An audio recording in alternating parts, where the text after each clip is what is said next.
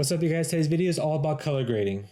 Now, color grade is very simple. It's very subjective, so it really just depends on your taste and what kind of look you're going for. So here, I have my footage, pretend that this is the cut that I want, and now I want to add a color grade to it. I don't like to color grade on the footage itself. I like to kind of leave that intact, just in case I ever change my mind about the color grading. So what I like to do is create an adjustment layer, which I did here. So File, Adjustment Layer. I already have one right here. I just grab it, drop it. And if I want to do a quick color grade, I can just put it over everything. The color grade here will show up on all the footage. Or if I want to just do it individually, I can put it on all the timeline and just cut based on all the individual shots. All right, so now we go color. What you can do is click adjustment layer. Now click on your footage and I'll pop it up here. Go to this tab, Lumetri Scopes, and here you'll see a more numeric representation of the footage. This right here is that right there. This dome right there is that dome right here. This pole right there is this pole right here. The wall.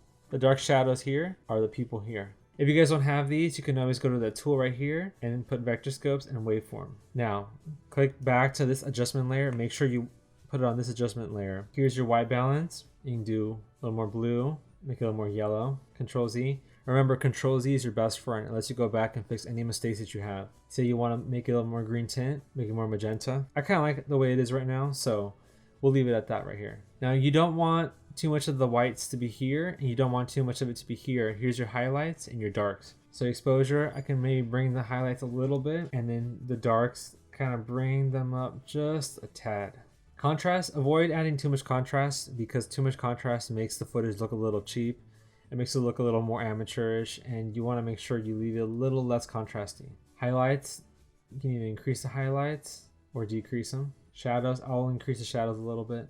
I like to leave the whites and the blacks alone just because I like to do a lot of the changes on the highlights and the shadows. Saturation, you can either decrease it or increase it. Most people will leave it here. These tabs right here are a little bit more advanced, so if you want to stop here, you have enough information to start your editing. If you ever watch a movie and you see the different colors it has and different like certain looks, that's a LUT, which is a lookup table. Now Premiere has a couple of them.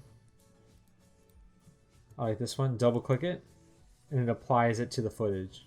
I can either increase the LUT or decrease it. I like to start from the very bottom from no intensity and slowly bring it out. Right there's good. I can sharpen this LUT. I can add more color to it, more saturation. I'll add a hint of saturation just to get a little different look. Shadow tint, highlight tint. I don't like to use this a lot. I rarely do. But if you do, you can add a blue tint to your shadows or any other color. And you can color your highlights a specific color as well, and then balance them around. And whenever you want to close this out, you can just double click it or just click it. Curves a little bit more advanced, but it's the same thing as basic color correction.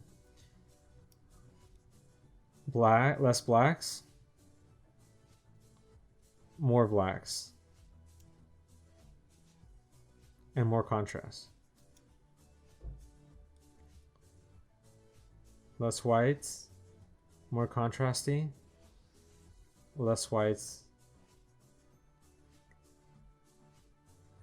change, add contrast, maybe lower the contrast. This is a little bit more advanced. I would just wait until you have a better grasp of it and then go back and use it. But for now, I would just stick to color correction and creative just to add a different look if you like. This hue saturation curve, let's just say I want to affect just the yellows and make them a little less contrasty. And go in here and lower the contrast on them, or I can increase it. I'll leave it a little bit less saturated. And you can do that for any other color. Color wheels, same thing. Shadows, midtones, highlights. Shadows, midtones, highlights.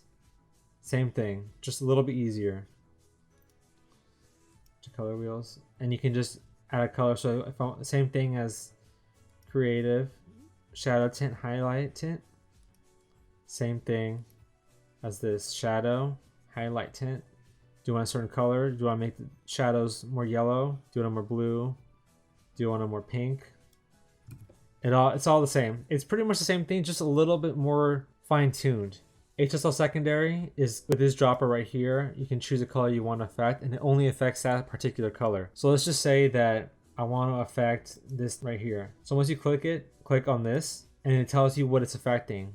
So anything in gray will not be affected. So add the plus to add more color to it. All right, add plus, you want to keep adding those tiny little details, and the minus will take it away.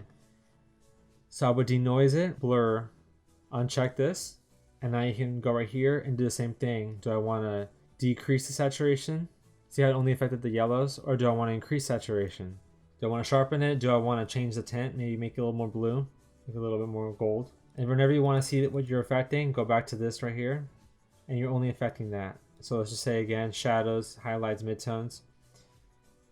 I want to decrease the midtones, a little darker. I want to decrease the shadows, get a little more contrast look, turn it off. And then whenever I see before and after, check this off, turn it off, on, off, on. And now vignette, which is the final step, increase vignette or make it white vignette. The midpoint, bring it in closer. Roundness, do I want it more round?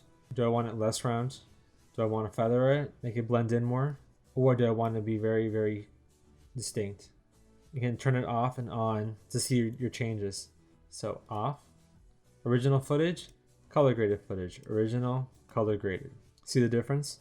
Say I like this look and I want to do it for all of it. Delete those layers and just extend it. And now all the footage has that on it. Before, after, before, after.